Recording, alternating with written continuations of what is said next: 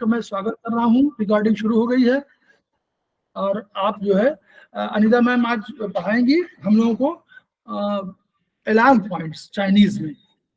तो हम उनका स्वागत कर रहे हैं और उनको शेयर कर दे रहा हूँ। और नमस्ते सभी को। मेरा आज एक नया टॉपिक है अलार्म पॉइंट। चाइनीज में बहुत सारे लॉ हैं, उनमें से एक लॉ है अलार्म पॉइंट। अलार्म पॉइंट का अलार्म शब्द से ही हमको पता लगता है कि अलार्म पॉइंट क्या है। जो पहले से ही किसी के आने की सूचना दे वो अलार्म पॉइंट है। और यहाँ पर किसी कौन है, यहाँ बीमारी है।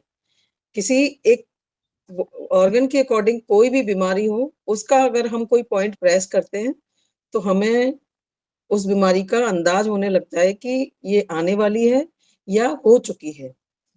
उन पॉइंट्स को हम अलार्म पॉइंट कहते हैं। अब अलार्म पॉइंट दो तरह के होते हैं एक्चुअल में, एक फ्रंट में होते हैं और एक बैक में होते हैं। इनको दूसरे नाम से भी बोला जाता है, फ्रंट शू पॉइंट और बैक शू पॉइंट। तो फ्रंट शू पॉइंट से तो हम लोगों को ऑर्गन के स्ट्रक्चर का पता लगता है और बैक शू पॉइंट से उसके फंक्शन का पता लगता है। अगर कोई ऑर्गन फंक्शन प्रॉपर नहीं कर रहा है तो हम बैक शू पॉइंट से हम पता कर सकते हैं कि उसका फंक्शन प्रॉपर नहीं हो रहा, उसमें कुछ गड़बड़ी है। और अगर स्ट्रक्चर में कोई प्रॉब्लम होती है तो वो फ्रंट शू पॉइंट से हम पता कर सकते हैं कि ऑर्गन के स्ट्रक्चर में प्रॉब्लम हो रही है। ये बॉडी में फ्रंट साइड आते हैं और कुछ मतलब जो बैक शू पॉइंट है वो पीछे की तरफ आते हैं। तो जो भी ये जो हमारे शरीर के भाग में छाती व पेट और पीठ के भाग में कुछ ऐसे बिंदु होते हैं जिन पर छूने मात्र से ही दर्द होता है, उनको उनसे हमें पता लगता है कि हमें किसी ऑर्गन में प्रॉब्लम है, स्ट्रक्चर में या फंक्शन में। या कभी कभी स्किन का रंग भी चेंज हो जाता है, उससे भी एक हम अंदाज लगा लेते हैं कि हमें ऑर्गन की प्रॉब्लम हो रही है। और ये अलार्म पॉइंट मतलब इन पॉइंट्स को हम अलार्म पॉइंट कहते हैं। ऐसा तभी होता है जब अंदर में स्थित किसी ऑर्गन में कोई बीमारी या खराबी आती है, तो ये बाहर के और जो पॉइंट्स हैं और ये भीतर के ऑर्गन की प्रॉब्लम और बीमारी की सूचना हमें अलार्म के रूप में देते हैं। किसी किसी पॉइंट में तो इतना पेन होता है कि हम उसे छूते भी नहीं है, बिना छुए ही उस पॉइंट पे बहुत पेन होने लग जाता है। तो समझ लेना चाहिए हमें उस ऑर्गन से रिलेटेड प्रॉब्लम हो रही है। जो अलार्म पॉइंट छाती व पेट पर स्थित होते हैं उन्हें मुंह पॉइंट या फ्रंट शू पॉइंट कहते हैं। ये संख्या में कुल 12 होते हैं, क्योंकि अपने शरीर के अंदर भी ऑर्गन 12 ही होते हैं। अलार्म पॉइंट पर उपचार देने से रोग का निदान भी होता है, मतलब डायग्नोसिस भी होता है, प्रोग्नोसिस भी होता है और ये ठीक भी होता है। तो इन एक बिंदु से हम हमारे 3 काम होते हैं कि डायग्नोसिस भी हो गया कि पता लग गया हम लोगों को पहले से, प्रोग्नोसिस हो गया और उसी पॉइंट पे हम अगर हम ट्रीटमेंट देंगे तो वो ठीक भी होने लगेगा। वहीं दूसरी ओर बिंदुओं पे मोक्सा या मैग्नेट लगा करके या मैग्नेट लगा करके हम उनका ट्रीटमेंट देते हैं। या तो अंडर एक्टिव हो जाता है ऑर्गन या ओवर एक्टिव हो जाता है, तो हमें इन पॉइंट्स पर जाकर के पता कर लेना चाहिए कि पेन किस तरह का है और हमारी प्रॉब्लम का हमें पता लग जाता है। अब कौन से ऑर्गन का कौन सा फ्रंट शू पॉइंट होगा और कौन सा बैक शू पॉइंट होगा और हमें किस तरह की प्रॉब्लम्स होंगी, ये सब जानने के लिए हमें पता करना पड़ेगा कि हमें किस ऑर्गन से किस टाइप की प्रॉब्लम होंगी। तो हम कौन से पॉइंट पर जाकर के हम ये सब चीज पता करें, कौन से अलार्म पॉइंट पर हम जाएं। तो पहला पॉइंट आता है लंग्स का। लंग्स का LU1 जो पॉइंट है वो स्ट्रक्चर को बताता है। अगर LU1 पर अगर प्रॉब्लम हो रही है या पेन हो रहा है तो हमें ये क्योंकि फ्रंट शू पॉइंट है तो इसके स्ट्रक्चर का हमें पता लगेगा कि स्ट्रक्चर में कोई दिक्कत आ रही है। सेम इसका जो बैक शू पॉइंट है वो UB13 है। UB13 पर जाकर के अगर हम प्रेस करते हैं और पता लगता है तो वहां पर हमें पेन फील होगा। और यूबी से लंग से रिलेटेड जो हमें प्रॉब्लम होगी, कभी कोल्डनेस या हॉटनेस की फीलिंग आएगी और ये इनको टोन करेगा। अगर इन टाइप की प्रॉब्लम है तो ये इनको टोन करेगा। इस पॉइंट पर जाकर के अगर हमें इस तरह की प्रॉब्लम हो रही है तो हम वहां पर प्रेस करेंगे या स्टिमुलेशन देंगे तो ये प्रॉब्लम ठीक होगी। ब्रोंकाई अस्थमा, ये लंग से रिलेटेड प्रॉब्लम है। तो अगर इस तरह की प्रॉब्लम है, अगर हम इस पॉइंट पर जाकर के UB13 पर जाकर के अगर हम ट्रीटमेंट देते हैं तो इसमें हमें पॉइंट पर ट्रीटमेंट देने से अच्छा फील आने लगेगा। कोई शॉर्ट ब्रीथ है, पेन इन चेस्ट है या इन्फ्लुएंजा है, ये सारी प्रॉब्लम लंग से रिलेटेड है। अगर हमें इस तरह की प्रॉब्लम्स अगर हो रही है या होने वाली है तो हमें इस UB13 पर जाकर के हमें ट्रीटमेंट वो पॉइंट पर हमें चेक करना पड़ेगा, क्योंकि ये लंग्स का बैकशू पॉइंट है। अब नेक्स्ट आता है ऑर्गन अपना पेरिकार्डियम। पेरिकार्डियम का बैकशू पॉइंट है UB14। तो UB14 पर जाकर के अगर हम उस पर प्रेस करके देखते हैं तो पेरिकार्डियम से रिलेटेड, पेरिकार्डियम अगर हम इस पॉइंट पर ट्रीटमेंट देते हैं तो पेरिकार्डियम की मेरिडियन बैलेंस होने लगती है। अगर सब ब्लड सर्कुलेशन की कोई प्रॉब्लम है तो हमें इस पॉइंट पर पेन मिलेगा, और अगर हम इसको ट्रीट करेंगे तो वो प्रॉब्लम अपनी ठीक होने लगेगी। पल्पिटेशन भी पेरिकार्डियम की वजह से कभी कभी पल्पिटेशन भी होता है, तो वो भी अपनी प्रॉब्लम बैकशू पॉइंट पर जाकर के, क्योंकि ये फंक्शन की प्रॉब्लम है उसकी, तो इसलिए इस पे पॉइंट पर जाकर के हम ट्रीटमेंट देंगे तो ये ठीक होने लगेगा। फिर आता है हार्ट। हार्ट एक का बैकशू पॉइंट है UB15 और उसका फ्रंट शू पॉइंट है CV14। सॉरी, पेरिकार्डियम का CV17 जो पॉइंट है वो उसका फ्रंट शू पॉइंट है, पेरिकार्डियम के स्ट्रक्चर के बारे में बताएगा। अब आता है हार्ट। हार्ट का फ्रंट शू पॉइंट है CV14 और उसका बैक शू पॉइंट है UB15। तो CV14 से तो हमें हार्ट के फंक्शन का सॉरी स्ट्रक्चर का पता लगेगा। कभी जैसे हार्ट हार्ट में गाली हो जाती है या और भी कोई हार्ट से रिलेटेड प्रॉब्लम होती है स्ट्रक्चर में, तो वो इस पॉइंट पर जाकर के हम उस चीज का अलार्म पॉइंट पर जाकर के हम ट्रीटमेंट वो सॉरी पता कर सकते हैं और उस पर ट्रीटमेंट हम दे सकते हैं। कभी कभी अपने को लगता है कि चेस्ट में पेन हो रहा है, पर समझ में नहीं आता ये हार्ट से रिलेटेड है या स्टमक से रिलेटेड है, क्योंकि स्टमक से रिलेटेड गैस का जो पेन होता है वो भी कभी कभी हार्ट में, हार्ट की जगह पर फील होता है। तो हम जो बैकशू पॉइंट और फ्रंट शू पॉइंट पर जाकर के अलग अलग उनके जो फ्रंट शू पॉइंट है और बैकशू पॉइंट है उन पर प्रेस करेंगे तो जहां पेन आएगा तो अपन को समझ में आ जाएगा कि ये गैस्ट्रिक रिलेटेड है या ये वाकई में हार्ट से रिलेटेड पॉइंट है, तो ये हमको पता लगने लगेगा। अब हार्ट से और क्या क्या प्रॉब्लम्स होती हैं, ये cardiac ganglion and coronary arteries की फ्लेक्सेस का पता लगता है। बैलेंस ऑफ हार्ट मेरिडियन की कुछ भी प्रॉब्लम है अपन को वैसे पता नहीं लगता है कि अपन को क्या करना है, अनइजी फील होता है, कुछ होता है। अपन इस UB15 पर अगर ट्रीटमेंट देते हैं और स्टिमुलेशन देते हैं तो हार्ट मेरिडियन भी बैलेंस होने लगती है। रेगुलेटिंग और ब्लड फ्लूइड एंड की, जो ब्लड फ्लूइड होता है वो भी हार्ट ही रेगुलेट करता है, और जो हार्ट की है उस वो भी इस पॉइंट पर जाकर के हम इसको स्टिमुलेशन करेंगे तो वो भी नॉर्मल होने लगेगा, ब्लड फ्लूइड और की भी उसकी नॉर्मल होने लगेगी। और पुराने हृदय के जो रोग हैं उनमें भी अगर हम इस पॉइंट पर ट्रीटमेंट देंगे तो वो भी ठीक होने लगेंगे। तो इस तरह से हम हार्ट की प्रॉब्लम को CV14 और UB15 पर जाकर के देख करके और उसका हम ट्रीटमेंट कर सकते हैं। ऐसा नहीं है कि इन 2 पॉइंट से ही प्रॉब्लम ठीक हो जाती है, उससे रिलेटेड अगर आप बीमारी गहराई में चली गई तो हमें इससे रिलेटेड और भी पॉइंट्स देने होंगे और उन पर जाकर के हमें ट्रीटमेंट देना होगा। नेक्स्ट आता है लीवर। लीवर बॉडी का सबसे बड़ा ऑर्गन है, उससे रिलेटेड बहुत सारी प्रॉब्लम्स होती हैं और बहुत बार ऐसा ही होता है कि हमें पता नहीं लगता है कि लीवर की वजह से प्रॉब्लम हो रही है। तो लीवर 14 पर जाकर के और बैक शू पॉइंट इसका, लीवर 14 इसका फ्रंट शू पॉइंट है और UB18 इसका बैक शू पॉइंट है। तो बैक शू पॉइंट पर जाकर के देखेंगे कि स्ट्रक्चरल प्रॉब्लम, फंक्शन प्रॉब्लम है या सॉरी कौन सा, लीवर 14 पर जाकर के हम देखेंगे कि स्ट्रक्चरल प्रॉब्लम है, तो दोनों का हमें पता लग जाएगा कि स्ट्रक्चर वाली प्रॉब्लम है या फंक्शन वाली प्रॉब्लम है, तो हम उससे रिलेटेड हम इसको ट्रीटमेंट देंगे। अब लीवर से रिलेटेड क्या क्या प्रॉब्लम्स होती हैं। क्रैम्प की प्रॉब्लम होती है, जैसे कहीं भी क्रैम्प आए बॉडी में तो वो लीवर से रिलेटेड हो सकता है।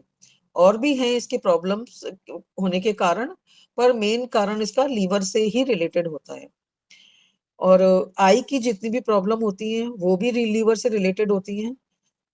और अब हमें आई का भी स्ट्रक्चर और वो सब चीजें अगर दिक्कत में आती हैं तो हमें इस पॉइंट पर पेन मिलेगा, बैक शू और फ्रंट शू पॉइंट पे जाकर के देखेंगे तो हमें पता लगेगा कि आई से रिलेटेड भी उन पॉइंट पे पेन आएगा। जॉन्डिस होगा, वर्टाइगल होगा, या heaviness of the centre of the body. अगर बॉडी के सेंटर में अपन को प्रॉब्लम हो रही है, भारीपन लग रहा है, तो वो भी लीवर के कारण हो सकता है। अपने इस बीच में बहुत सारे ऑर्गन्स हैं, पर हमें अंदाज ही नहीं लगता कि एसआई की वजह से, एलआई की वजह से या स्टमक की वजह से है।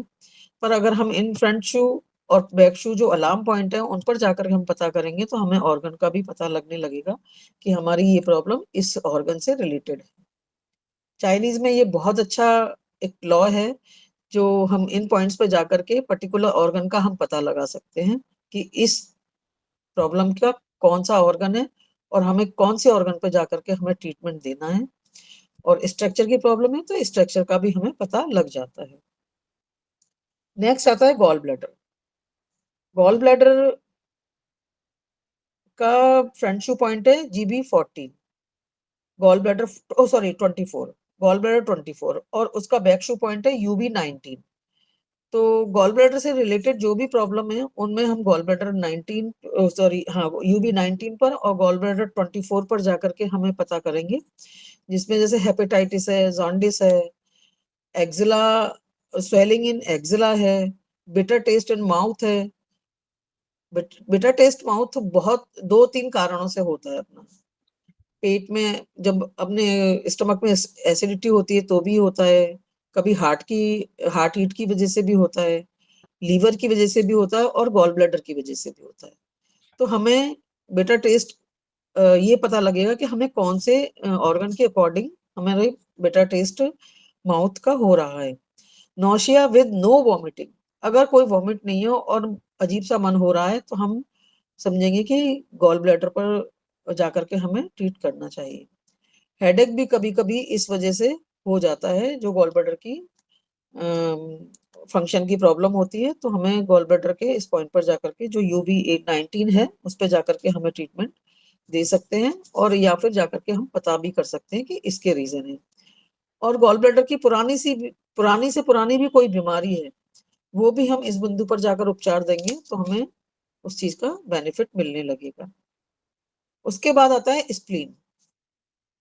स्प्लीन तो एक ऐसा ऑर्गन है जो होल्डिंग भी करता है, और भी बहुत सारी चीजें जो फूड की बनाता है, उससे रिलेटेड अपने को बहुत सारी प्रॉब्लम होती है। कभी नो एपेटाइट होगी, या स्नीजिंग होगी, या कोई और प्रोलैप्स होंगे, अपन को नहीं पता लगता है, तो अपन इनका फ्रंट शू पॉइंट है स्प्लीन का लीवर 13, और इसका बैक शू पॉइंट है UB20। तो इससे ये जो लीवर 13 है उससे हमें इसका स्ट्रक्चर का पता लगेगा, और UB20 पर जाकर के हमें बैक शू पॉइंट जो इसका है फंक्शन का पता लगेगा। जनरली इसका मतलब बैक शू इसका स्ट्रक्चर में भी काफी प्रॉब्लम देखी गई है। जब ये वीक हो जाता है तो स्प्लीनोमेगाली हो जाती है, पर पता नहीं लगता। हम इस पॉइंट पर जाकर के लीवर 13 पर जाकर के अगर हम पता कर, पेनफुल फील आता है तो हमें पता लगेगा कि स्प्लीन के स्ट्रक्चर में कोई प्रॉब्लम हो रही है। स्प्लीन से रिलेटेड एनलार्ज लीवर भी है, तब भी हमें इसके बैक शू पॉइंट पर पेन मिलेगा। अल्टीकेरिया है, अल्सर्स है, स्नीजिंग है, या स्प्लीन की कोई पुरानी बीमारी है, ब्लड डेफिशिएंसी वगैरह या कुछ भी है जो फंक्शन की प्रॉब्लम है, वो भी हमें इन पॉइंट पे जाकर के हमें पता लगेगी। नेक्स्ट आता है स्टमक।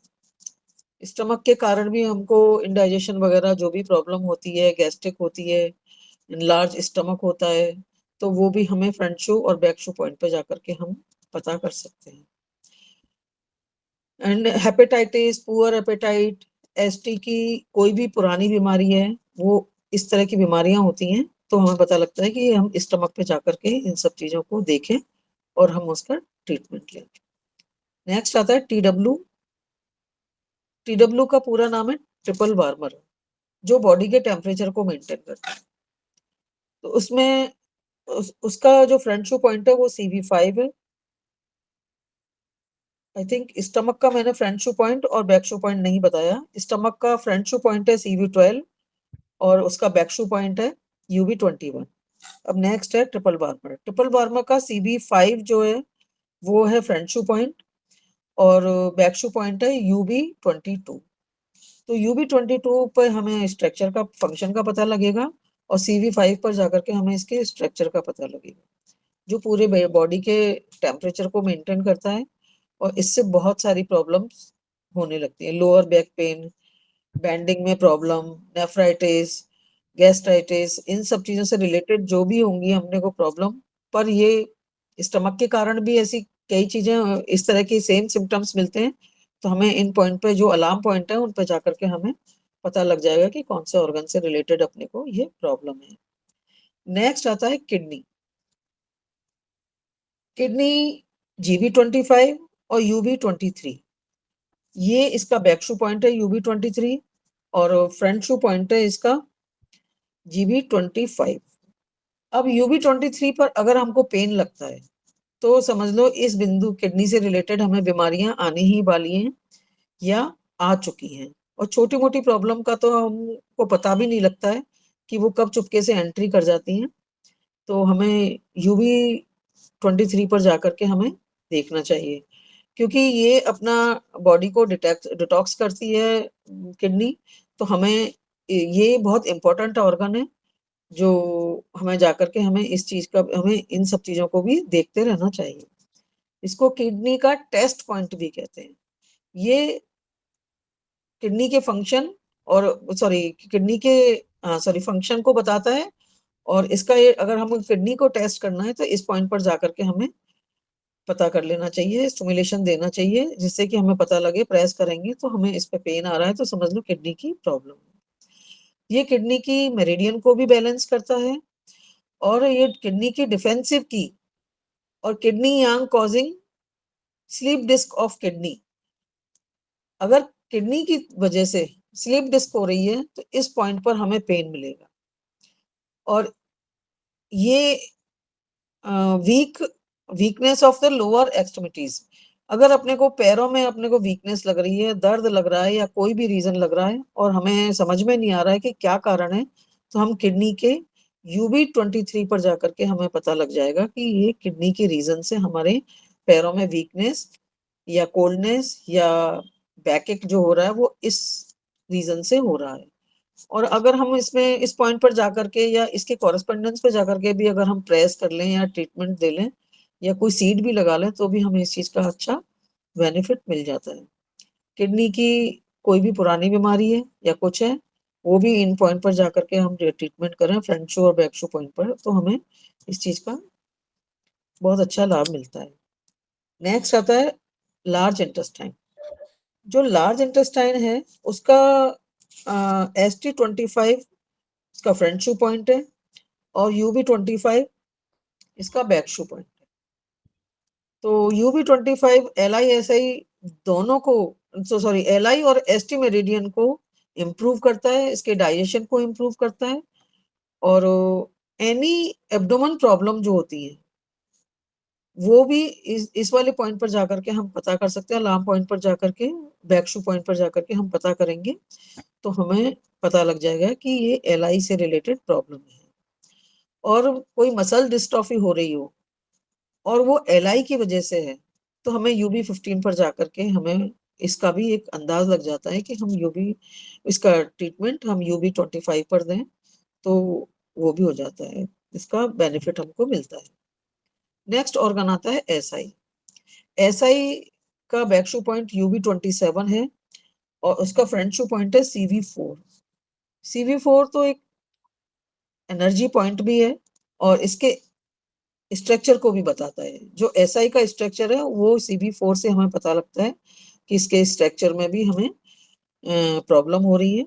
और इसका जो UB27 है उससे ये इसका बैक शू पॉइंट है SI का।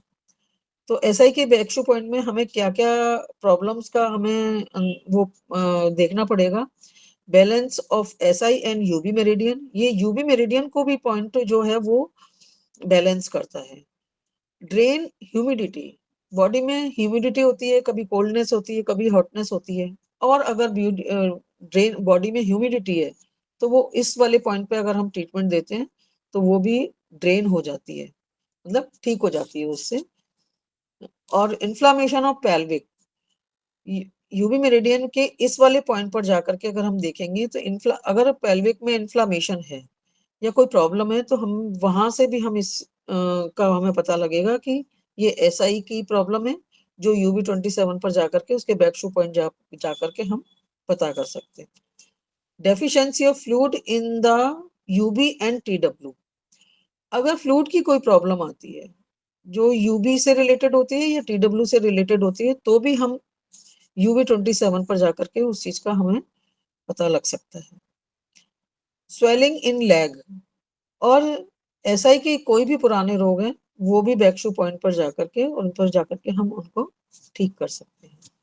तो इनसे रिलेटेड आपको प्रॉब्लम्स भी पता लग गई हैं कि किस किस टाइप की कौन कौन सी ऑर्गन से प्रॉब्लम हो सकती है, और हमें फिर इन पॉइंट पर जाकर के जो अलार्म पॉइंट है जो हमें खटखटा रहे हैं कि देखो इन ऑर्गन्स पे प्रॉब्लम है और इनको आप ट्रीट करो, इन पर हमें ध्यान देना चाहिए और हमें ट्रीटमेंट देना चाहिए। लास्ट आता है यूबी, तो यूबी का बैक शू पॉइंट है यूबी 28 और इसका फ्रंट शू पॉइंट है CV3, और CV3 पर इसके स्ट्रक्चर का पता लगेगा और यूबी 28 पर जाकर के हमें इसके फंक्शन का पता लगेगा। तो कभी कभी कोल्डनेस के कारण काफ मसल्स में भी क्रैम्प्स आने लग जाते हैं, स्टिफनेस ऑफ नी हो जाती है, तो वो भी हमारे यूबी के कारण हो सकती है। यूबी से रिलेटेड हमारे पूरे पीठ पर यूबी के ही पॉइंट चल रहे हैं, सारे बैक शू पॉइंट आपने देखा होगा यूबी से रिलेटेड ही है। यूबी बहुत इंपॉर्टेंट मेरिडियन है, ये सारे ऑर्गन इससे रिलेटेड ही हैं, तो हमको यूबी मेरिडियन को स्ट्रॉन्ग रखना चाहिए, स्टिमुलेट करते रहना चाहिए, जिससे कि सारे ऑर्गन जो बॉडी के हैं उनको टाइम टू टाइम बेनिफिट मिलता रहे और वो भी ठीक रहेंगे। अगर हम यूबी की मेरिडियन को भी अगर हम बैलेंस कर लेते हैं तो सारे ऑर्गन ऑटोमेटिकली बैलेंस होने लग जाएंगे। यूबी के कोई भी पुराने रोग हैं उससे रिलेटेड हैं तो वो यूबी पर जाकर के हम यूबी 28 पर जाकर के हम उसको ट्रीट कर सकते हैं।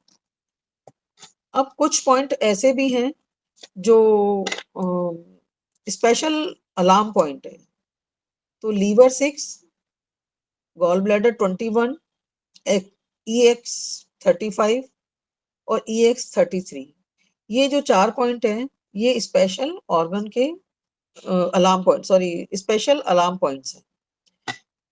नेक्स्ट आता है इन सब के अलार्म पॉइंट का हम एक पॉइंट पर भी जाकर के हम ट्रीटमेंट दे सकते हैं।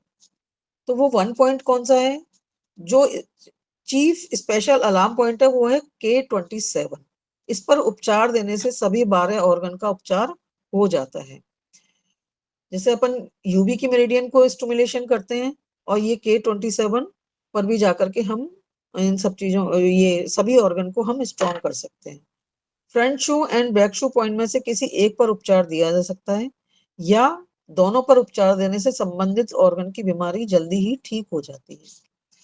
इसमें एक एग्जाम्पल भी दिया हुआ है कि कॉन्स्टिपेशन के उपचार के लिए लार्ज इंटेस्टाइन का फ्रंट शू पॉइंट ST25 और बैक शू पॉइंट UB25 दोनों पर उपचार देने से कॉन्स्टिपेशन में बहुत अच्छा लाभ मिलता है। कॉन्स्टिपेशन ही एक ऐसी प्रॉब्लम है जो मैं समझती हूँ 90% लोगों को कॉन्स्टिपेशन होगा और उसकी वजह से बहुत सारी बीमारियां आती हैं। तो अगर हम कॉन्स्टिपेशन का भी ध्यान रखें तो उस चीज में सभी ऑर्गन को भी और अपन ठीक रख सकते हैं और कोई भी बीमारी नहीं आएगी, क्योंकि सबसे पहली जड़ कॉन्स्टिपेशन ही होती है। तो कॉन्स्टिपेशन का हमें ध्यान रखना चाहिए कि वो ना होने पाए। अब है फेफड़े का भी एक इसमें एग्जांपल दिया है कि अगर लंग्स में ब्रोंका इस्तेमा के रीजन से मतलब कोई प्रॉब्लम ब्रोंका इस्तेमा हो रहा है तो LU1 और UB13 पर एक साथ उपचार देने से जल्दी ही इसमें लाभ मिलने लग जाता है और लंग्स ऑर्गन की ऊर्जा भी संतुलित रूप से कार्य करने लग जाती है। इससे जो लंग्स जो ऑर्गन है उससे रिलेटेड जो स्किन की प्रॉब्लम है वो भी ठीक होने लग जाती है और जो अपनी ऑल्फैक्टरी सेंसेस हैं वो भी सुचारू रूप से इसमें काम करने लग जाते हैं अगर हम इन सब चीज इनके फ्रंट शू और बैक शू पॉइंट पर ट्रीटमेंट देते हैं। तो आप ये देखिए कि लंग्स की प्रॉब्लम है और ऑल्फैक्टरी सेंसेस की भी प्रॉब्लम ठीक हो रही है, स्किन की प्रॉब्लम भी ठीक हो रही है। सिर्फ इन 2 पॉइंट से आप ये देखो, फ्रंट शू और बैक शू पॉइंट पर ट्रीटमेंट देने से इन सब चीजों की प्रॉब्लम दूर हो रही है, जो क्योंकि वो लंग से रिलेटेड है। और इनसे दूसरी ओर इनसे संबंधित एलिमेंट और सेंस ऑर्गन, इमोशन और परफेक्शन का भी उपचार इन 2 पॉइंट पर देने से अपने आप होने लग जाता है, क्योंकि ये स्ट्रक्चर और फंक्शन दोनों को कंट्रोल कर रहे हैं और ज्यादातर प्रॉब्लम स्ट्रक्चर और फंक्शन की होती है। तो हम इन अलार्म पॉइंट पर जाकर के हम उनको ट्रीट कर सकते हैं। अब है fundamental of front shoe point. सभी फ्रंट शू पॉइंट आगे छाती व पेट पर स्थित होते हैं, जो कि इन सरफेस कहलाती हैं। और इन बिंदुओं पर इन रोगों का उपचार ज्यादा प्रभावी होता है, जैसे सर्दी लग गई, डिप्रेशन हो गया, वीकनेस हो गई। तो इस तरह की प्रॉब्लम्स में हम इनको ट्रीट कर सकते हैं। स्वाभाविक इन रोगों में मुंह पॉइंट से मतलब है फ्रंट शू पॉइंट को छूने मात्र से ही बहुत दर्द होने लगता है। हृदय रोग में हृदय का अलार्म पॉइंट CB14 है, जो स्टर्नम से 1 इंच नीचे और दबाने से काफी दर्द होता है। अगर हमको हार्ट से रिलेटेड कोई प्रॉब्लम है, जाइना पेन है या कुछ भी है, इस तरह की प्रॉब्लम है, तो हमें इस पॉइंट पर बहुत ज्यादा पेन मिलेगा और दबाने से इस ऑर्गन ये इसके अंदर के ऑर्गन की डायग्नोसिस हो जाएगी। कभी कभी तो अलार्म पॉइंट पर बिना दबाए भी दर्द होते रहता है। इससे स्पष्ट पता लगता है कि अंदर संबंधित ऑर्गन से रिलेटेड कोई बीमारी हमारे शरीर में आ रही है। नॉर्मली अलार्म पॉइंट को पॉइंट ऑफ टोनिफिकेशन माना जाता है यदि अंदर ऑर्गन में ऊर्जा कम है। अब आप ये देखिए, इसमें अगर हमें ऊर्जा कम है तो ये टोनिफिकेशन पॉइंट कहलाएंगे और वे डेफिशिएंट भी हैं। ऑर्गन की में ऊर्जा कम है, डेफिशिएंट है, तो अलार्म पॉइंट पर उपचार देने से, उनको टोन करने से ऑर्गन की मेरिडियन और ऑर्गन दोनों ही टोनिफाई हो जाएंगे। अब नेक्स्ट है, इसमें अलार्म पॉइंट का उपयोग ऑर्गन के सिडेशन के लिए भी किया जाता है। ये कोई जरूरी नहीं है कि उनको टोन ही किया जाए, उनको सिडेशन भी किया जाता है। और सिडेशन कब किया जाता है कि ऐसे में उपचार केवल कुछ सेकंडों के लिए देना चाहिए, क्योंकि वो ओवर एक्टिव ऑर्गन हो रहा है। जैसे कभी पेट में दर्द है, नौशिया है, उल्टी के भाव आ रहे हैं या कुछ है, इस तरह की प्रॉब्लम हमको आ रही है, तो हमें इन पॉइंट्स पर जाकर के हमें देखना चाहिए और उपचार भी इन्हीं पॉइंट से मिल जाता है। तो स्टमक का अलार्म पॉइंट CB12 है। इस पर दर्द मिलेगा या इस पर कुछ सेकंड के लिए उपचार देने से मूल रोग के निवारण के लिए अन्य बिंदुओं पर भी उपचार करना होगा। CB12 एक अलार्म पॉइंट है, पर अगर ज्यादा प्रॉब्लम है तो हमें उससे रिलेटेड और भी पॉइंट्स देख करके उन पर ट्रीटमेंट देने से हमें लाभ मिलेगा, क्योंकि CB12 एक अलार्म पॉइंट है। बस ये आपको इंडिकेट करता है कि स्टमक से रिलेटेड इसमें प्रॉब्लम आ रही है। मैम हम मैम ये समझ सकते हैं कि अलार्म पॉइंट को हमेशा टोन ही करेंगे? नहीं नहीं नहीं, ऐसा नहीं है। इसमें नेक्स्ट लॉ ये भी है कि अगर ओवर एक्टिव है तो हम उसको सिडेशन भी करेंगे। ऐसा नहीं है कि उसको टोन ही करना है। ऑर्गन की कंडीशन देख करके हमें टोनिफाई और सिडेशन जैसा भी करना है वो उस तरह से करेंगे। और अलार्म पॉइंट में फ्रंट शू बैक शू आता है, दोनों को करेंगे तो एक साथ सेडेशन या एक साथ हाँ, tonification depend on patient condition. Condition? हाँ, उसके अकॉर्डिंग हमें बैक शू पॉइंट को टोन और सिडेट करना पड़ेगा या फ्रंट शू पॉइंट को टोन और सिडेट करना पड़ेगा। ये दोनों ही इसमें इस तरह से है कि अपन को देखना ही पड़ेगा। इनका कोई कंफर्म ये नहीं है कि हमको वो टोन ही करने हैं या सिडेट ही करने हैं। कंडीशन देख करके अपन को करना पड़ेगा। डेफिशिएंट है तो अपने को टोन करना पड़ेगा, ओवर एक्टिव है तो अपन को हाइपर, मतलब इस तरह से ओवर एक्टिव कोई ऑर्गन हो रहा है, उससे रिलेटेड तेजी से एकदम एक्यूट बीमारी आ रही है तो हमको उसका सिडेशन भी करना पड़ेगा। अब बैकशू पॉइंट का दूसरा नाम है एसोसिएटेड पॉइंट, भी इनको बैकशू पॉइंट को कहते हैं। कभी एसोसिएटेड पॉइंट का नाम भी आ जाए तो हमको ये घबराना नहीं है कि इनको क्या कहेंगे। बैकशू पॉइंट को हम इस नाम से भी हम बोलते हैं मतलब। तो इन पे कभी कभी पॉइंट पर पेन हो और इन पर अगर हम ट्रीटमेंट देते हैं और तो ये इनकी जो प्रॉब्लम है वो इमीडिएटली खत्म हो जाती है। इस तरह का इसमें मेंशन है इसमें। सर अब इससे रिलेटेड और क्या इसमें बता सकते हैं? एक ये स्पाइन का और बता देते हैं हम इसमें। इस बार बता दो। स्पाइन से हमारी पीठ में स्पाइन के मनके क्यों अपने स्थान से हट जाते हैं? इसमें बहुत अच्छा ये पॉइंट दिया हुआ है, जो अपन कहते हैं स्लीप डिस्क हो गई या इस तरह से डिस्क प्रोलैप्स हो गई, ये सब चीजें क्यों होती हैं? इसके पीछे का ये कोई जरूरी नहीं कि यूबी बैक में अगर प्रॉब्लम हो रही तो यूबी से रिलेटेड ही है।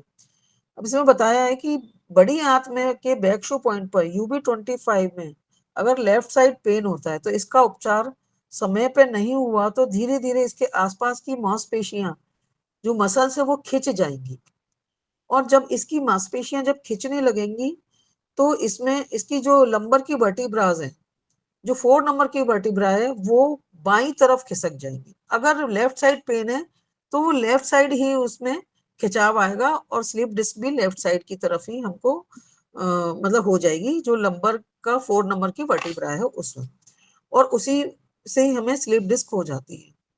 मूल बीमारी डिसेंडिंग कॉलन की है और बीमारी स्लिप डिस्क की आ रही है। आप ये देखिए इसमें मेन प्रॉब्लम तो एलआई की है और प्रॉब्लम कहाँ आ रही है? यूबी में आ रही है, मतलब यूबी से रिलेटेड स्पाइन में आ रही है वो प्रॉब्लम, क्योंकि माँ की मांसपेशियां खिंच रही हैं, क्योंकि वो 4 जो नंबर की है वो एलआई से रिलेटेड वर्टिब्रा है, तो उसका इफेक्ट उस वाली वर्टिब्रा पर आ रहा है। इस वजह से वो स्लिप डिस्क 4 नंबर की वर्टिब्रा में स्लिप डिस्क हो जाती है। इसके बाद की उसके बाद अगर स्लिप डिस्क को हमने ठीक नहीं किया तो लंबैगो और सीआईटी का हो जाएगा। नंबर 4 का मनका थोड़ा सा अपने स्थान से हटा है तो यूबी 25 पर उपचार देने से ठीक हो जाएगा। अगर बिल्कुल शुरुआती प्रॉब्लम है और अगर हम यूबी 25 पर अगर हम ट्रीटमेंट देते हैं जो उसका बैक शू पॉइंट है तो वो बिल्कुल ठीक हो जाएगा। और अगर ज्यादा हो गया, ज्यादा दिनों तक अपन ने उस पर ध्यान नहीं दिया कि ये प्रॉब्लम हो रही है, कोई खिंचाव हो रहा है, दर्द हो रहा है, तो यूबी 25 पर ट्रीटमेंट देने से काम नहीं चलेगा, उसे पूरी स्पाइन का उपचार देना पड़ेगा। उससे रिलेटेड और भी बिंदु हैं, उनको हमें सेलेक्ट करके उस पर ट्रीटमेंट देना पड़ेगा, वो प्रॉब्लम इससे रिलेटेड तभी ठीक होगी। तो ये बैक शू पॉइंट जो है वो बहुत इंपॉर्टेंट पॉइंट है, और फ्रंट शू पॉइंट से उसके फंक्शन का पता लगता है, वो भी बहुत अच्छे, और अलार्म पॉइंट बहुत अच्छा पॉइंट है। तो इन पॉइंट पे जाकर के हम बहुत सारी जो बड़ी बड़ी प्रॉब्लम होने वाली हो और हमें शुरुआत में उनका पता लग गया है, तो हम उन्हीं पॉइंट पर जाकर के अगर हम ट्रीटमेंट देते हैं जो हमें अलार्म दे रहे हैं, इंडिकेट दे रहे हैं, अलर्ट कर रहे हैं, तो उन पॉइंट्स पर जाकर के हमें देख लेना चाहिए और उससे रिलेटेड प्रॉब्लम को हम ठीक कर सकते हैं। देखा कि बीमारी का उपचार जब पीठ में बैक शू पॉइंट पर दिया जाता है तो कभी कभी बीमारी बहुत ही मैजिकली तरीके से वो बिल्कुल ठीक हो जाती है। जब किसी को स्टेज पर जाकर बोलने में भय लगता है तो ऐसे में हृदय ओवर एक्टिव हो रहा है, और ओवर एक्टिव होने से घबराहट हो रही है, पल्पिटेशन या कुछ भी इस तरह की फीलिंग आ रही है, तो हमें यूबी 15 पर जाकर के हमें स्टेज फियर का अगर हम ट्रीटमेंट देंगे तो वो, क्योंकि हार्ट का बैक शू पॉइंट यूबी 15 है, उस पर अगर हम ट्रीटमेंट देते हैं, सिडेशन करते हैं, तो वो प्रॉब्लम भी अपनी ठीक होती है, जो स्टेज फियर है वो दूर हो जाता है और हम अपना काम अच्छे से कर सकते हैं। और इससे रिलेटेड सर जो कुछ बचा है वो आप एक बार बता दीजिए मुझे। तो पहले तो हाँ, ठीक ठीक, थैंक यू, बहुत बढ़िया आपने बताया, आप बहुत विस्तार से बताया आपने इस बार। Thank you sir. एक तो ये पॉइंट है कि आप लोग याद कैसे करेंगे, सेमेस्टर 1 से लेकर के सेमेस्टर 4, 5, 6 सब इसको याद कैसे करते हैं? ऊपर से ऑर्गन शुरू करिए और बैक शू पॉइंट को शुरू करिए, 13, 14, 15, 3 है। ऊपर सबसे पहले ऊपर क्या है? लंग्स, बाद में पेरिकार्डियम, फिर हार्ट। देखिए 13, 14, 15, फिर 2 छोड़ दीजिए, 16, 17। अब देखिए लीवर अधिक इंपॉर्टेंट है स्प्लीन से, तो लीवर को पहले राइट में है तो राइट में ले लीजिए, या इन समझिए तो पहले इन वाला भाग राइट में और फिर यांग वाला लेफ्ट में। तो 18, 19 लीवर गार्डबर्डर, 18, 19, और फिर आ जाइए स्प्लीन में 20, 21। फिर आपके पास देखिए 22 एक बीच में आ जाता है ट्रिपल वार्मर, क्योंकि ट्रिपल वार्मर एग्जिस्टेंस में कहीं नहीं है, ऊपर नीचे बीच में, तो मध्य में उसको मान लीजिए, तो मध्य में ट्रिपल वार्मर का एक पॉइंट यूबी 22 कर दिया गया बस। फिर क्या हुआ? किडनी उसके नीचे आती है 23, फिर उसके नीचे देखिए लार्ज इंटेस्टाइन और फिर स्मॉल इंटेस्टाइन अंदर है और उसके नीचे यूबी। तो इस तरह आ गया 22 के बाद 23 और 23 के बाद आपको एक छोड़ना है और 25 के बाद फिर एक छोड़ना है 27 28। इस तरह आपका बैकशू पॉइंट याद कर लीजिए 13 14 15 16 17 छोड़ दीजिए 18 19 20 21 22 फिर आगे 23 और 23 के बाद आपने 25 और 27 और 28 ये आपके पूरे याद हो गए।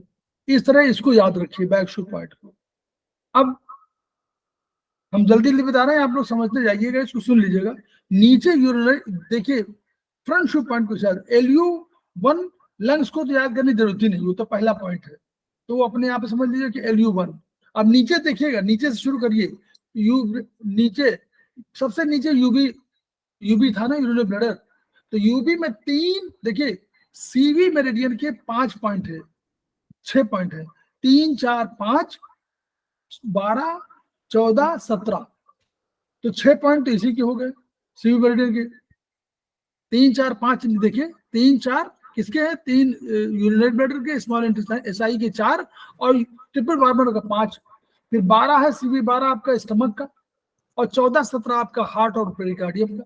तो आपके इतने पॉइंट, कितने पॉइंट, 5 पॉइंट, तो 1 2 3 4 5 6 है सर, 6 पॉइंट इसी को हो गया और एक 7वां पॉइंट LU1 हो गया, 7 तो अपने आप हो गया। अब आपको चाहिए 5 को याद रखना है, ठीक। अब 5 कैसे याद करेंगे, देखिए लीवर ने स्प्लीन को अपना पॉइंट दिया हुआ है, ठीक है, लीवर ने स्प्लीन को अपना पॉइंट दिया हुआ है, लेकिन दूसरे को उधार दे रहा है तो कम दे रहा है, तो अपना 14 ले रहा है, उसको 13 दे रहा है। देखिए अपना 14 ले लिया सबसे बड़ा वाला पॉइंट और उसको 13 दे दिया, तो लीवर ने उधार दिया स्प्लीन को 1 पॉइंट कम, 14, लीवर 14 है तो लीवर 13 स्प्लीन को दे रहा है। और उधर देखिए किडनी का और देखिए GB 25 और GB 24 गाल ब्लैडर और किडनी का एक ही पॉइंट है, लेकिन किडनी महत्वपूर्ण है इसलिए उसने अधिक नंबर ले लिया है, GB 25 और उसको 24 कर दिया, ये अपने को महत्वपूर्ण माना ना, तो उधार कम नहीं लिया, अधिक लिया, तो GB 25 ले लिया, उधर GB 24 दे दिया, बस आपके सारे पॉइंट तो हो गए, कोई पॉइंट बाकी बचा है ना। ऐसे देखिए स्प्लीन का सर LI बचा सर, LI तो LI में कुछ नहीं, वो दोनों LI ऐसा है जिसमें दोनों में 25 है, ST 25 UB 25, देखिए इसलिए मैंने टोका ना, आप ट्रिक बहुत अच्छी बताते हैं याद करने की। हाँ, तो उसमें देखिए वो दोनों 25 है, इसमें तो कुछ याद ही नहीं करना, LI वो जब भी 25 दोनों में आएगा, ST 25 UB 25 बस।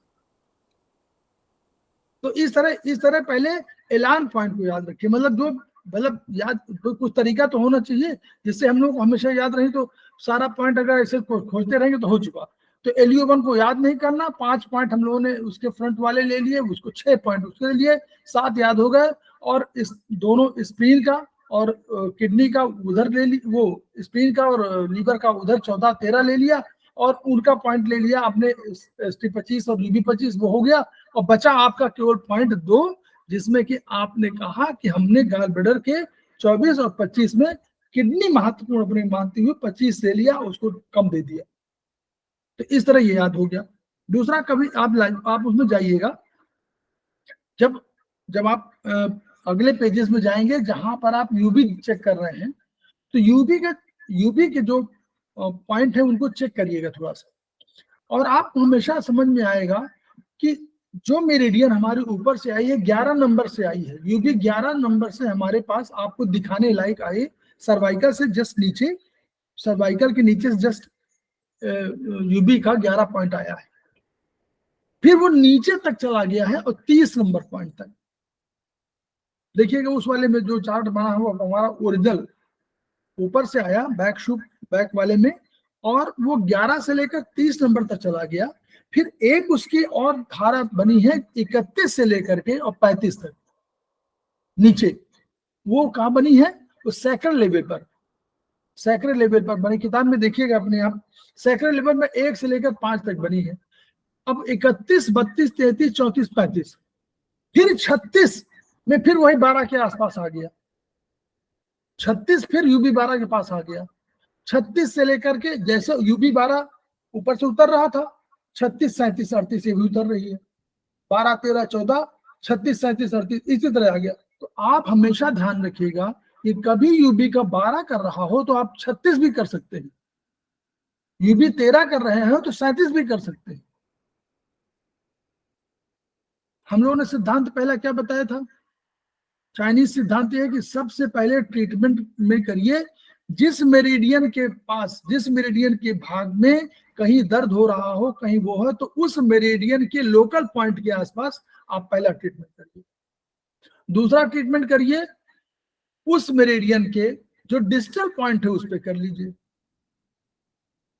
तीसरा, उस ऑर्गन का जो कोई इफेक्टिव पॉइंट हो, कलेक्टर हो, एसपी हो, डीआईजी हो, आईजी हो, उसको करिए। तो हमारे पास क्या है, 8 इन्फ्लुएंशियल पॉइंट है, 4, 5, 6 डिस्टल पॉइंट और हमारे पास 8 इन्फ्लुएंशियल पॉइंट हो गए।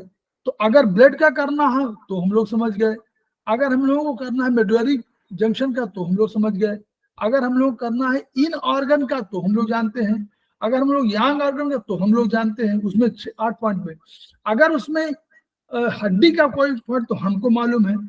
इन्फ्लुएंशियल पॉइंट की बात कर रहा हूँ 8 में, तो उनमें अगर हड्डी की समस्या तो UB11 को यूज करेंगे आप तुरंत, उनमें UB11 है, वो मीटिंग पॉइंट, उनको मीटिंग पॉइंट कह दिया, लेकिन दे आर इंपॉर्टेंट पॉइंट्स। तो उन इन्फ्लुएंशियल पॉइंट का यूज करिए। तो पहला ऑर्गन का जहां पेन हो रहा है उस मेरिडियन के मार्ग में आसपास जितने हों, कोई ऐसा नहीं कि बगल में, आसपास जितने हों उनको कर सकते हैं, number 1। Number 2 distal point, number 3 influential point, number 4 और ये जो पॉइंट है कौन से सर, लियो कलेक्टिंग पॉइंट नहीं, वो तो करेंगे, वो ट्रांसफर कर देंगे। ये ट्रांसफर करने में ये वाले पॉइंट, LR पॉइंट, ये बड़े इंपॉर्टेंट पॉइंट है। तो क्योंकि Yes, यूबी sir. वाले और स्पाइन, यूबी क्यों इंपॉर्टेंट है? क्योंकि स्पाइन के बगल में है, और यूबी के साथ एक और इंपॉर्टेंट ऑर्गन मेरिडियन स्पाइन के साथ जुड़ी हुई है, governing vessel sir. Governing vessel. आप गवर्निंग वेसल के उन पॉइंट्स को भी देखिएगा जो यूबी के करीब आ रहे हों। तो अगर आप उनमें मेथी लगा देंगे, अगर UB12 आपने कहीं ट्रीट किया और UB12 के बाद आपने 36 UB36 ट्रीट कर दिया, और गवर्निंग वेसल का जो पॉइंट उसमें आ रहा हो सकता है वो GB आ रहा हो, GB12 ऊपर से आ रहा हो 11, तो नीचे से ऊपर जा रहा है, तो उसमें कोई दूसरा पॉइंट हो सकता है कम हो जाता, 8, 9, 10 जो भी हो, तो वो आ जाए। ऐसा कोई आ रहा हो 9, 10 आ रहा हो तो आप उसको भी ट्रीटमेंट कर सकते हैं। तो ये तरीका आपको खोजने में क्या होगा कि इससे क्या होगा, उस ऑर्गन का कम से कम फायदा पहुंच जाएगा।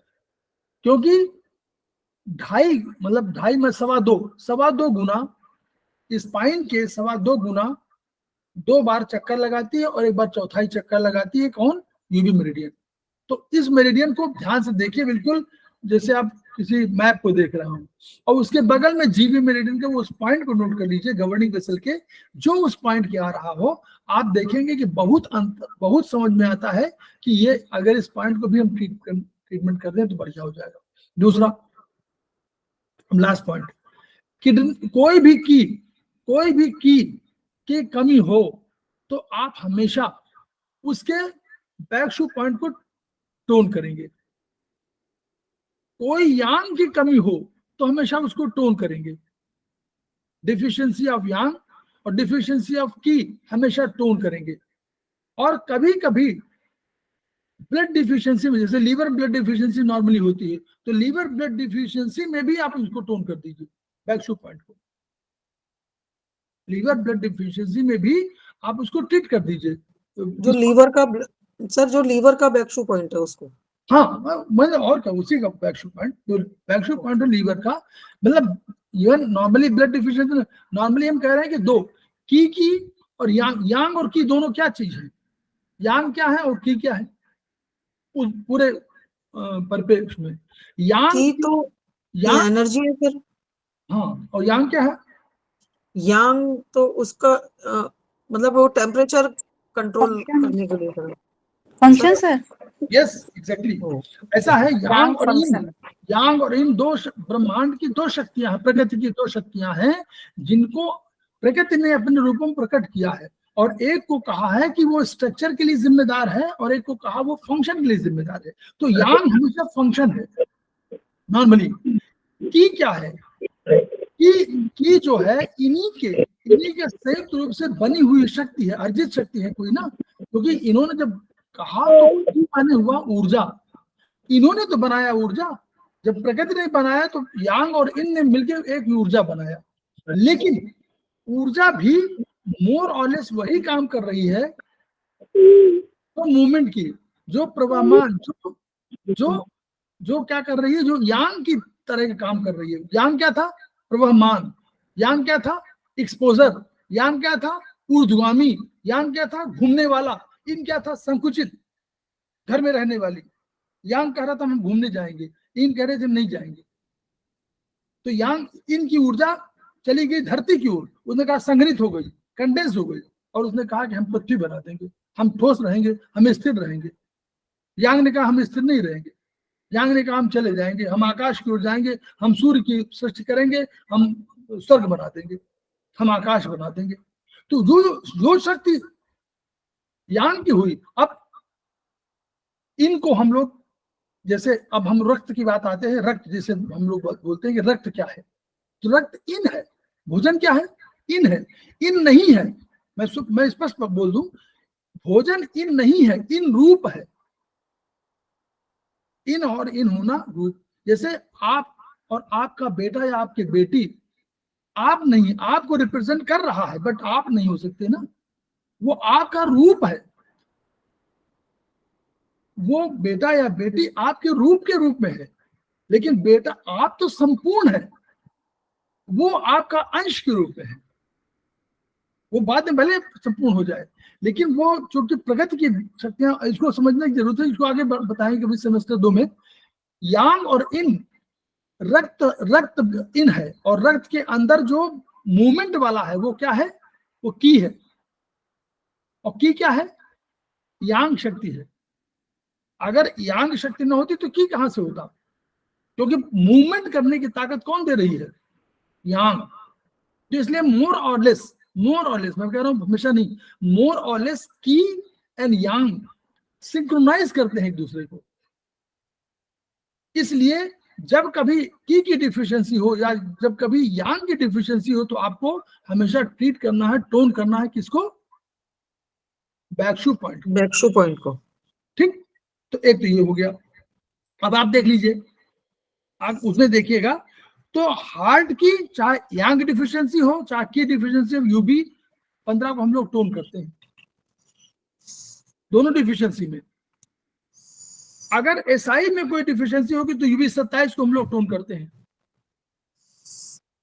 एसआई में की डिफिशियंसी होगी तो करेंगे, फिर यूबी में भी की डिफिशियंसी होगी तो हम लोग यूबी 28 को टोन करेंगे। किडनी में देखिए, किडनी में की डिफिशियंसी हो, इवन यांग की डिफिशियंसी हो, इसेंस की डिफिशियंसी हो और इनकी डिफिशियंसी हो, सब में हम लोग यूबी 23 को करते हैं, है ना। लीवर की ब्लड डिफिशियंसी, एक नॉर्मली ब्लड डिफिशियंसी में वैसे तो इन था, ब्लड तो इन रूप है ना, ब्लड यांग रूप नहीं है, यांग की रूप नहीं है, लेकिन इसमें भी हम लोग उसकी ऊर्जा, क्योंकि इस इन ब्लड लीवर में ब्लड इन क्या हुआ कि ब्लड की मात्रा घटी और ब्लड का मूवमेंट घटा। हम लोग कहते हैं ना कि स्ट्रक्चर बदलेगा तो क्या फंक्शन नहीं बदलेगा, तो लीवर के संदर्भ में लीवर ब्लड डिफिशियंसी में भी हम लोग टोन करते हैं back shu point of liver. Lungs की डिफिशियंसी की हो या लंग्स की डिफिशियंसी इन की हो, even then we treat tone UB 13। Large intestine में कोल्डनेस हो, जबकि कोल्डनेस में नहीं होना चाहिए नॉर्मली, लेकिन वो डिफिशियंसी मानते हुए उसको टोन किया गया, फंक्शन को इंप्रूव करना। यस।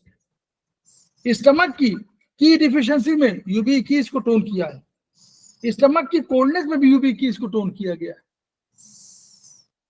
और स्प्लीन की देखिए डिफिशियंसी, चाहे की हो चाहे उसके यान की हो, चाहे वो बिल्कुल खत्म हो गई हो, डिफिशियंसी बिल्कुल वो हो गई, चाहे वो कंट्रोलिंग नॉट कंट्रोलिंग ब्लड हो, सब में हम लोगों ने उसके व्यान, उसके इस पॉइंट को टोन किया है। तो इस तरह जो हमारा मेरिडियन है उसको देखिए, उस मेरिडियन को देखने से बहुत फायदा होता है, क्योंकि ये यूबी मेरिडियन, जैसे आपने कहा खुद ही कि यूबी मेरिडियन स्पाइन के बगल की मेरिडियन है और इसमें बैकशू पॉइंट सब स्थिर है, इसलिए ये मेरिडियन महत्वपूर्ण हो गई। और इसलिए महत्वपूर्ण हो गई क्योंकि गवर्निंग वेसल मेरिडियन की बिल्कुल बगल बगल जा रही है। क्यों? उससे मिली हुई है जो बॉस है। बॉस क्या है? बॉस कौन है? यांग मेरिडियन का बॉस तो वही है, जीवी। Yes sir. जीवी तो बॉस के साथ साथ चल रही है, इसलिए वो बहुत इंपॉर्टेंट हो गई।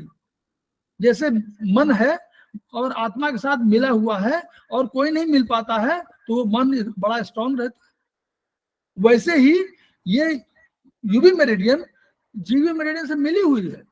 वो सबसे करीब वही, और कोई है नहीं पास। और वही दोनों तरफ से, दोनों, ये नहीं है एक जीवी मेरिडियन बीच में है, इसके बगल में एक लाइन आई उसकी, फिर दूसरी लाइन उसके बगल में चली गई और फिर तीसरी लाइन बगल में चली गई। 3 लाइनों में उसने अपना विस्तार किया है इन वो यूबी मेरिडियन ने। तो इसलिए यूबी मेरिडियन जीवी के बहुत करीब है, स्पाइन के बहुत करीब है, इसलिए बहुत महत्वपूर्ण हो गई है। और इसलिए हम लोगों को इस सबसे अधिक इसको ध्यान देना चाहिए मेरिडियन, चाइनीज मेरिडियन के संदर्भ में। ठीक है, तो बहुत बढ़िया, बढ़िया पढ़ाया, वहाँ मजा आ गया और मुझे बहुत आनंद का अनुभव हुआ। तो मुझे लग रहा था कि वेरी गुड। हाँ जी अनिता जी बहुत बढ़िया पढ़ाया। Thank you so much. इतने आसानी से बहुत अच्छे से क्लियर करा और बहुत अच्छा रिपीट हो गया हम लोगों का भी। हाँ, थैंक और यू।